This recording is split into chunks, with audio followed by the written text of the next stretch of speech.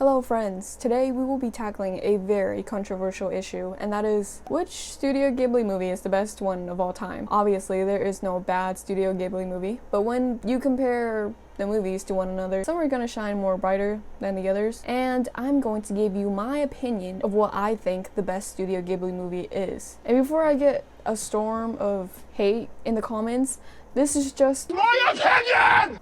Let's get started, baby. You probably already know like most of these movies, if not all. So I'm going to first tackle Nausicaa of the Valley of the Wind. I'm so sorry if I didn't pronounce that right. You can't talk about Studio Ghibli without talking about this film. So as you know, Nausicaa of the Valley of the Wind was made in 1984. You know, even though it's not like officially under Studio Ghibli, the founders made it, so technically it's under Studio Ghibli. I genuinely found it pretty interesting. I liked it, but something that I wish that the creators would have touched more on is the character development. Nausicaa is just absolutely badass. She was just an absolute Chad throughout the movie. Like, she just didn't have any character development at all. Same with Asbel, like none of their pasts were touched on. I'd like to think that this movie gave the leeway to the other Studio Ghibli movies. So this is like the OG movie, and it deserves a lot of respect. However,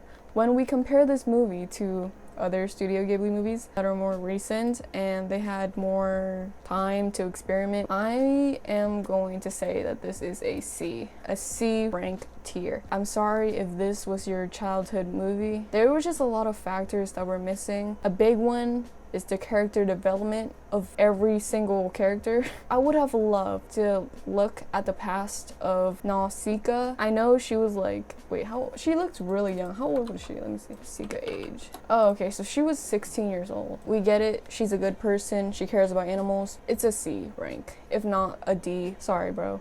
C rank, for sure. All right, next, Ponyo Baby, the 2008 hit film, which I'm sure was many of people's childhood favorite. In my personal opinion, I don't know, it didn't really stuck with me that well. If anything, this movie touches on how growing up is difficult for the parent, because the parent was watching Ponyo leave her home and kind of adjust to a new environment. I don't know, dude. This movie, it didn't really stuck with me. I'm gonna have to give it a C.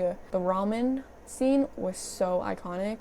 Alright, next. From Up on Poppy Hill. The movie is depicted around Umi, a 16-year-old girl. She takes care of the family, and she meets a boy, Shun, in the school's journalism club. And then she finds a photograph that indicated that the two protagonists could be siblings. Yes. And then, you know, at the end, they're obviously not. But before they found out that they weren't siblings, they still confessed to each other and were okay with the fact that they were siblings. You know, if the incest factor wasn't in the movie, I would have enjoyed this movie more. This could have been a very light-hearted film, and it is, but the fact that they could have been siblings and these two were fine with it, I'm just honestly kind of like repulsed. I'm sorry, and it's a strong word, but why? They could have just left that factor out. I'm gonna have to give this film a D tier. Sorry about it. I'm sorry. It is a very sweet movie though. I did enjoy the movie. Ooh, and the cooking scenes were so amazing. I loved the animation where the girl Umi was frying the fish. I freaking love like cooking scenes, cleaning scenes in anime. Those scenes are still ingrained in my mind. That's how good they were. Next, I'm going to be doing, which one should I do next? I'll do Ocean Waves. I know a lot of people said this movie could have been like a gay LGBTQ movie because of the two best friends, like the two male best friends. For me, it wasn't that great, and it was more like lighthearted, just like From Up on Poppy Hill. Just one of those movies that are like any other romance movie. It's kind of cliched in a way, but it could have been better. Let's do Ariati next.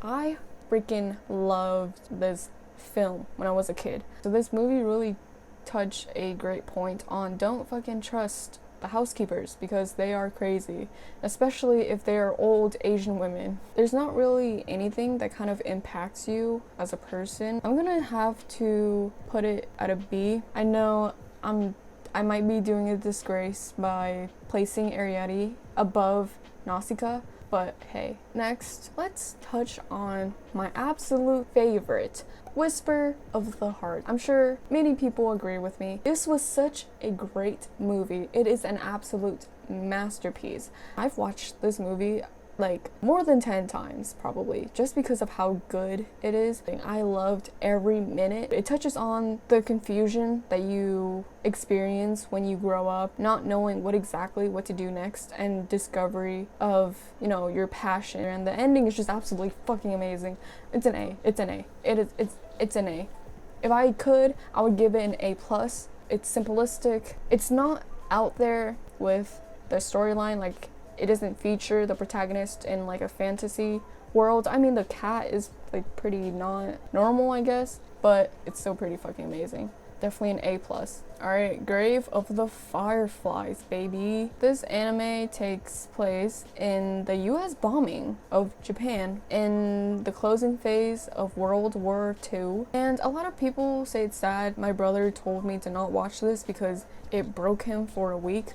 But when I watched this, it wasn't that sad. This is going to be a C for me. Alright, next, I'm going to do Kikis Delivery Service. So it's about a girl, Kiki, as you can see from the poster, who finds independence and moves on from her home life to another city in her magical broom and just finds a job at a bakery. And somehow along the way, she loses her creativity. I think this movie talks really great about how moving into adulthood can lead you to forgetting about your childhood, because you kind of are forced to worry about other things that kind of make you lose grasp of what you once had. It was really relatable. It touches on the struggles of adulthood, which I really appreciate, because that's about to be me in like a few years after I graduate college. And I love this movie. And even though it was made in the 1980s, I think it was so great.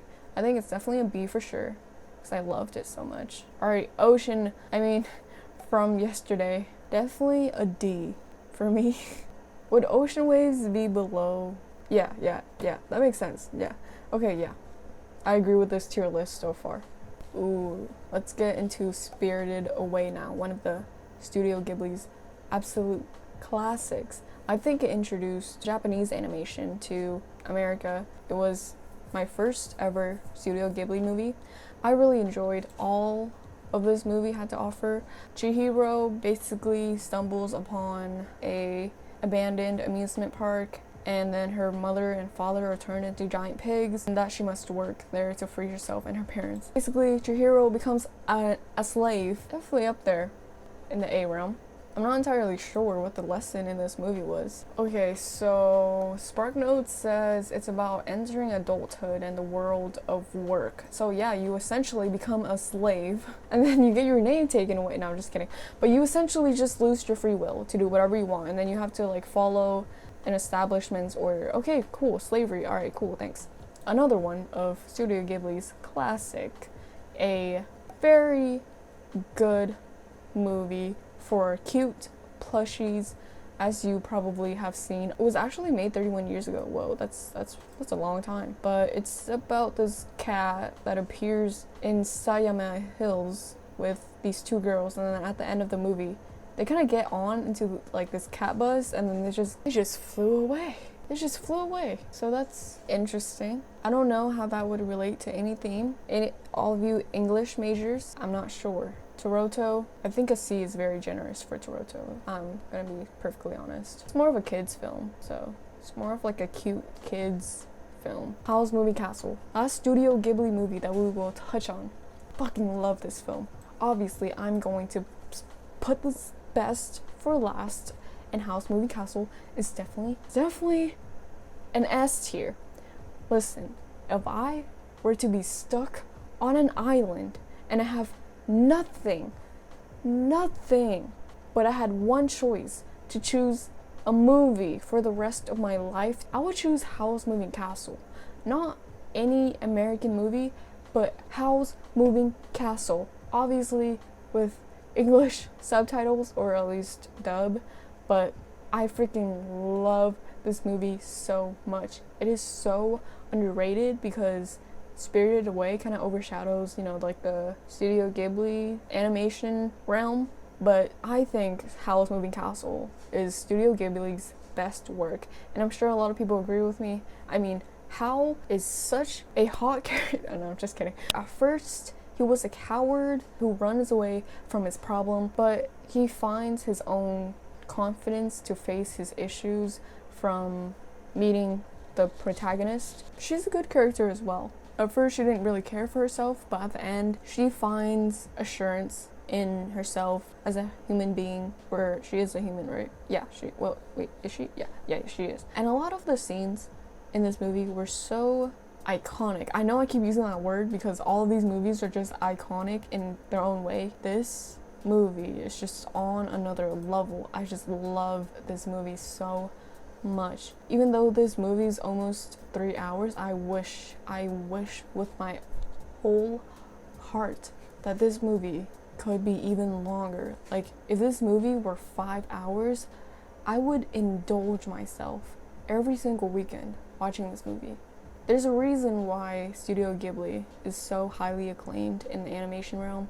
It touches on such heavy subjects while still being really lighthearted with its animation, and it teaches you a lot of lessons that you can learn from your own personal life. Japanese animation is being more recognized, and with Spirited Away, I think it opened more doors for Japanese animation to be respected. I'm sure Studio Ghibli was a lot of people's childhoods, and it was for mine as well. I hope I didn't offend you in any way, shape, or form. I'm sure my opinions were very unpopular. If you disagree, leave them in the comments. Thank you so much for staying, and yeah, bye.